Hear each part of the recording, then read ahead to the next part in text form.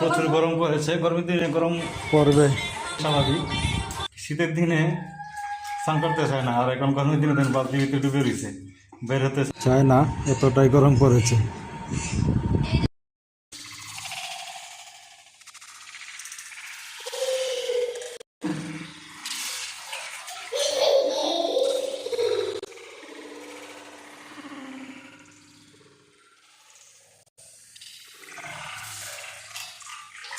অনেক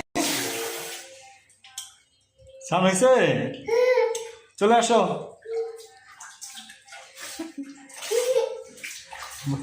আরাম লাগে, মজা